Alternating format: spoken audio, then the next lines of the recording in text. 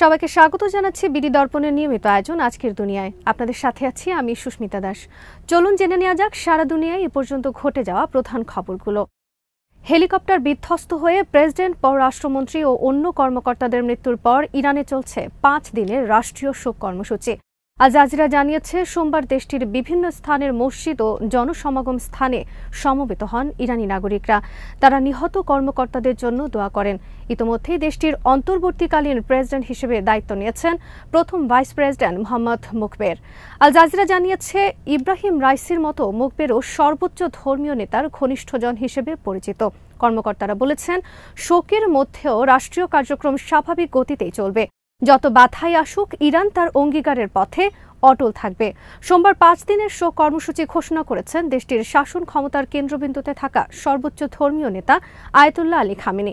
এক শোক বার্তায় খামেনি বলেন, অত্যন্ত দুঃখের সঙ্গে আমি সৈয়দ ইব্রাহিম রাইসি এবং তার সফর সঙ্গীদের মৃত্যু সংবাদ গ্রহণ করেছি।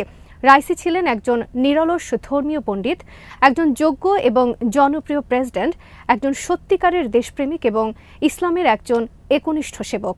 তিনি বলেন, রাইসির মৃত্যুর মধ্য দিয়ে ইরান এবং ইসলামের অপূরণীয় ক্ষতি হয়েছে। ইরান একজন আন্তরিক, নিবেদিত প্রাণ এবং অমূল্য দেশসেবক হারালো। স্থানীয় গণমাধ্যমের খবরে বলা হয়েছে, সোমবারই দুর্ঘটনায় নিহতদের লাশ প্রাদেশিক রাজধানী তাবরিজ শহরে আনা হয়েছে। মঙ্গলবার সেখানে নিহতদের প্রতি জনসাধারণের শ্রদ্ধা নিবেদন এবং নামাজে জানাজা হওয়ার কথা রয়েছে। ইরানের রাষ্ট্রীয় টেলিভিশনের খবরে বলা হয়েছে, বুধবার দেশটির সব সরকারি ও বেসরকারি অফিস বন্ধ ঘোষণা করা হয়েছে। এদিন রাজধানীতে নিহতদের জানাজা অনুষ্ঠিত হবে। প্রেসিডেন্ট ইব্রাহিম রাইসিকে তার নিজ শহর মাশহাদে বৃহস্পতিবার দাফন করা হবে বলে জানা গেছে। প্রেসিডেন্ট সহ শীর্ষ কর্মকর্তাদের মৃত্যুর খবরে ইরান জুড়ে শোকের ছায়া নেমে এসেছে।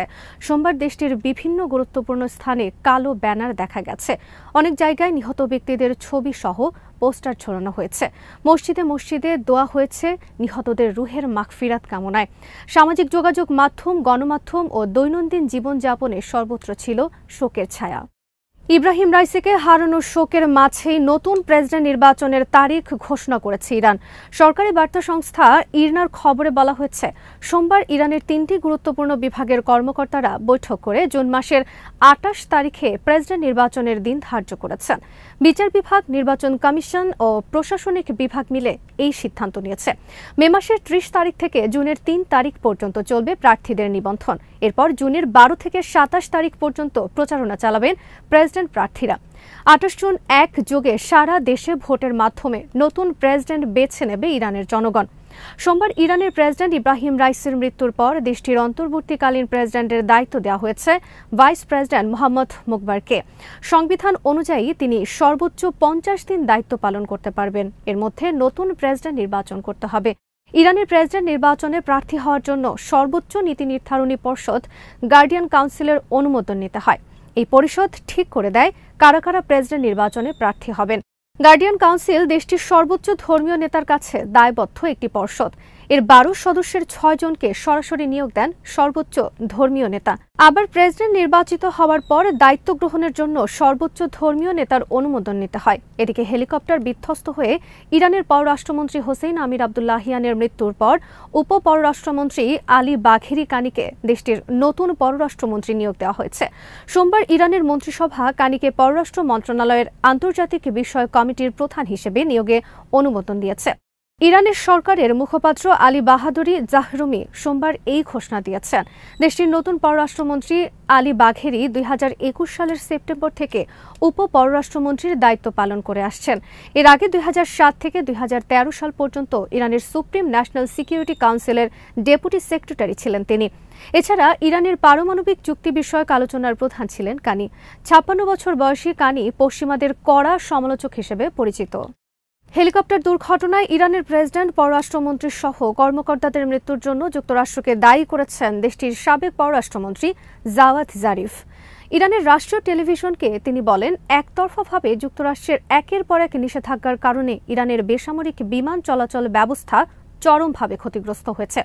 যুক্তরাষ্ট্র ইরানের কাছে বিমান ও হেলিকপ্টারের যন্ত্রাংশ বিক্রি নিষিদ্ধ করেছে উল্লেখ করে তিনি বলেন, এই ঘটনা ইরানের জনগণের বিরুদ্ধে যুক্তরাষ্ট্রের করা অপরাধ এবং এটি কালো তালিকাভুক্ত হয়ে থাকবে। পারমাণবিক কর্মসূচি সহ বিভিন্ন ইস্যুতে ইরানের ওপর অনেকগুলো নিষেধাজ্ঞা আরোপ করেছে যুক্তরাষ্ট্র, যে কারণে দেশটির শিল্প ও প্রযুক্তি খাত নানা ধরনের সংকটে ভুগছে। রবিবার যে হেলিকপ্টারটি ইরানের প্রেসিডেন্ট ও পররাষ্ট্রমন্ত্রীকে নিয়ে বিধ্বস্ত হয়েছে, সেটি যুক্তরাষ্ট্রের তৈরি বেল 212 মডেলের একটি হেলিকপ্টার।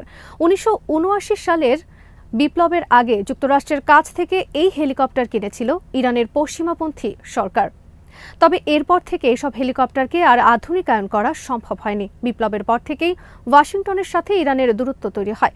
দেশটির ওপর আসতে থাকে একের পর এক নিষেধাজ্ঞা। এসব নিষেধাজ্ঞার কারণে ইরানের বেসামরিক বিমান চলাচল নানা সংকটে ভুগছে উল্লেখ করে দুর্ঘটনার জন্য যুক্তরাষ্ট্রকে দায়ী করেন জাওয়াদ জারিফ।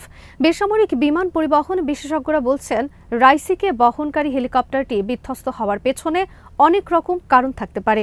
বৈরী আবহাওয়া এর মধ্যে অন্যতম। হেলিকপ্টারটি অনেক পুরনো মডেলের হওয়াকেও অন্যতম কারণ বলেও মনে করছেন বিশেষজ্ঞদের কেউ কেউ। 1979 সালে বিপ্লবের মধ্য দিয়ে শাহের পতন ঘটার পরও যুক্তরাষ্ট্রের তৈরি উড়োজাহাজ, হেলিকপ্টার এবং যুদ্ধ বিমান ব্যবহার করে আসছে ইরান। তবে তেহরানের ওপর যুক্তরাষ্ট্রের দেওয়া নিষেধাজ্ঞার কারণে এসব মেরামতে যন্ত্রাংশ কেনাটা ইরানের জন্য কঠিন হয়ে ওঠে। বিশেষজ্ঞরা বলছেন, প্রয়োজন অনুযায়ী নিয়মিত যন্ত্রাংশ না পেলে এসব আকাশযান সচল রাখা বেশ কঠিন। ইরানের প্রেসিডেন্ট ইব্রাহিম রাইসি, পররাষ্ট্রমন্ত্রী আমির আবদুল্লাহিয়ান ও তাদের সফর সঙ্গীদের অপ্রত্যাশিত মৃত্যুর ঘটনায় 1 মিনিটের নীরবতা পালন করেছে জাতিসংঘের নিরাপত্তা পরিষদ। সোমবার জাতিসংঘের সর্বোচ্চ এই পরিষদের অধিবেশনে রাইসি ও তার সঙ্গীদের স্মরণে নীরবতা পালন করা হয়। তবে ইরানি নেতাদের স্মরণে 1 মিনিট নীরবতা পালনের ঘটনায় ক্ষুব্ধ প্রতিক্রিয়া দেখিয়েছেন জাতিসংঘে নিযুক্ত ইসরায়েলি প্রতিনিধি। আন্তর্জাতিক সংবাদ মাধ্যমগুলো জানিয়েছে, জাতিসংঘে নিযুক্ত মোজাম্বিকের রাষ্ট্রদূত পেদ্রো কমিসারিও আফানসো মে মাসের জন্য নিরাপত্তা পরিষদের সভাপতির দায়িত্ব পালন করছেন। অধিবেশনের শুরুতে তিনি হেলিকপ্টার দুর্ঘটনায় নিহত ইসলামী প্রজাতন্ত্র ইরানের প্রেসিডেন্ট ইব্রাহিম রাইসির স্মরণে নিরাপত্তা পরিষদের সদস্যদের দাঁড়িয়ে 1 মিনিটের জন্য নীরবতা পালনের আহ্বান জানান। তার আহ্বানে সাড়া দিয়ে সদস্যরা দাঁড়িয়ে 1 মিনিট নীরবতা পালন করেন। তবে এ বিষয়ে ক্ষুব্ধ প্রতিক্রিয়া দেখিয়েছেন জাতিসংঘে নিযুক্ত ইসরায়েলি রাষ্ট্রদূত গিলাদ এরদান। ইরানি বার্তা সংস্থা ইরনার খবরে বলা হয়েছে, এ সময় তাকে হতাশ ও ক্ষুব্ধ মনে হয়েছে। ইসরায়েলি রাষ্ট্রদূত বলেছেন, জাতিসংঘ নিরাপত্তা পরিষদ ইরানি প্রেসিডেন্টের স্মরণে 1 মিনিট নীরবতা পালন করেছে। তাদের পরবর্তী পরিকল্পনা কি হবে? তারা কি এই ঘটনার বর্ষপূর্তিতেও নীরবতা পালন করবে?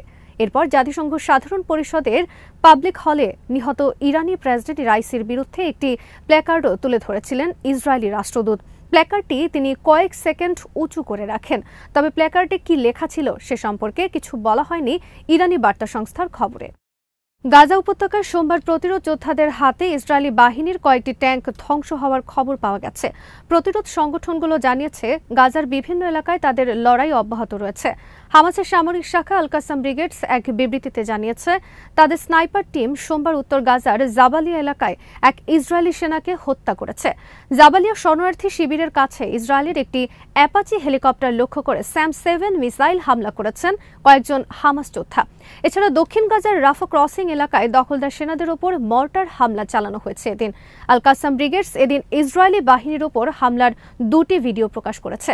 ভিডিওতে অন্তত 3টি ট্যাঙ্ক ধ্বংস করার দৃশ্য রয়েছে। একটি ভিডিওতে দেখা যায়, একজন যোদ্ধা হাতে বহনযোগ্য বিস্ফোরক নিয়ে ইসরায়েলি ট্যাঙ্কের ওপর রেখে আসেন এবং তার ফিরে আসার পরপরই প্রচণ্ড বিস্ফোরণে উড়ে যায় ট্যাঙ্কটি। গাজা উপত্যকার আরেক প্রতিরোধ সংগঠন ইসলামিক জিহাদের সামরিক শাখা আল কুদস ব্রিগেড জানিয়েছে, উত্তর গাজার জাবালিয়া শরণার্থী শিবিরের কাছে সোমবার একদল ইসরায়েলি পদাতিক সেনার সাথে লড়াইয়ে ক্ষিপ্ত হয়েছে তাদের যোদ্ধারা। শহীদ ইমাদ আকেল মসজিদের কাছে দখলদার সেনাদের সঙ্গে একটি ট্রুপ ক্যারিয়ারও ছিল। লড়াইয়ে সেনাদের বেশ কয়েকজন নিহত ও আহত হয়েছে। এছাড়া জাবালিয়ার পূর্ব দিকে সেনাদের অবস্থানের ওপর মর্টার হামলা চালানো হয়েছে। সোমবার সকালে দক্ষিণ গাজার রাফা শহরের ফ্রন্টলাইন থেকে ফেরা কুদসের যোদ্ধারা জানিয়েছেন, তারা সেখানে ইসরায়েলি সেনাদের একটি দলকে লক্ষ্য করে উচ্চমাত্রার বিস্ফোরণ ঘটায়। এরপর সেনাদের ওপর বার্ক অ্যান্টিপার্সোনাল শেল দিয়ে হামলা চালানো হয়। এই হামলাতেও সেনারা হতাহত হয়েছে বলে জানিয়েছে আল কুদস ব্রিগেড। একই দিন আনসার ব্রিগেডসের সাথে যৌথভাবে গাজার আশেপাশের ইহুদি বসতিগুলোর ওপর রকেট হামলা চালিয়েছে তারা। যুদ্ধাপরাধের অভিযোগে ইসরায়েলের প্রধানমন্ত্রী বেঞ্জামিন নেতানিয়াহু তার প্রতিরক্ষা প্রধান এবং ৩ হামাস নেতার বিরুদ্ধে গ্রেফতারি পরোয়ানা জারির অনুরোধ করা হয়েছে। আন্তর্জাতিক অপরাধ আদালতের কৌশলীর কার্যালয় থেকে সোমবার জানানো হয়েছে, তারা যুদ্ধাপরাধের অভিযোগে এই ৫ জনের বিরুদ্ধে গ্রেফতারি পরোয়ানার আবেদন জানিয়েছে। প্রসিকিউটর করিম খানের কার্যালয় বলেছে, নেতানিয়াহু, প্রতিরক্ষামন্ত্রী ইয়োভ গ্যালান্ট এবং হামাস নেতা ইয়াহিয়া সিনওয়ার, মোহাম্মদ আল মাসরি এবং ইসমাইল হানিয়া এর সবাই ইসরায়েল ও গাজা উপত্যকায় সংঘটিত যুদ্ধাপরাধ এবং মানবতার বিরুদ্ধে অপরাধের জন্য দায়বদ্ধ বলে সন্দেহ করা হচ্ছে। ইসরায়েল গাজায় যুদ্ধাপরাধের অভিযোগ বরাবর অস্বীকার করেছে। গত ৭ অক্টোবর হামাসের হামলার পর ইসরায়েল গাজায় নির্বিচার সামরিক অভিযান শুরু করেছে। এতে এখন পর্যন্ত প্রায় ৩৫,০০০ মানুষ প্রাণ হারিয়েছে বলে জানিয়েছে জাতিসংঘ। হামাসের একজন সিনিয়র কর্মকর্তা বার্তা সংস্থা রয়টার্সকে বলেছেন, আইসিসির সিদ্ধান্ত ভুক্তভোগীদের মৃত্যুদণ্ড দেওয়ার সমান। অবশ্য পরোয়ানা জারি করার জন্য পর্যাপ্ত প্রমাণ আছে কিনা তা নির্ধারণ করার বিষয়টি আদালতের বিচারকদের উপর নির্ভর করে। তবে বিশ্বের যে ১২৪টি রাষ্ট্র আন্তর্জাতিক অপরাধ আদালতকে স্বীকৃতি দিয়েছে, সেই রাষ্ট্রগুলোর তালিকায় ইসরায়েলের নাম নেই। তেমনি নাম নেই যুক্তরাষ্ট্র, চীন ও রাশিয়ারও। তাই ইসরায়েল, যুক্তরাষ্ট্র, চীন, রাশিয়া এবং আইসিসিকে স্বীকৃতি দেয়নি এমন সব দেশে নেতানিয়াহু, হানিয়া এবং বাকি ৩ জনের গ্রেফতারের ঝুঁকি নেই। তাছাড়া আইসিসি গ্রেফতারি পরোয়ানা জারি করলেও তা বাস্তবায়নের জন্য শক্তি প্রয়োগের ক্ষমতা আদালতটির নেই। তবে এই আদালতকে স্বীকৃতি দেওয়া দেশগুলোতে সফর করা ব্যাপক ঝুঁকিপূর্ণ হবে নেতানিয়াহু, হানিয়া এবং তালিকার অপর ৩ জনের জন্য। কারণ সেক্ষেত্রে সেসব দেশের সরকার চাইলেই আইসিসির গ্রেফতারি পরোয়ানাকে আমলে নিয়ে তাদের গ্রেফতার করতে পারে। ব্রিটেন ও ইউরোপের অধিকাংশ দেশ আইসিসিকে স্বীকৃতি দিয়েছে। আজ এখানেই শেষ করছি। সবাই ভালো থাকুন, সুস্থ থাকুন আর দেখতে থাকুন বিডি দর্পণ। চ্যানেলটি ভালো লাগলে সাবস্ক্রাইব করুন। সংযুক্ত থাকুন আমাদের ফেসবুক পেজে।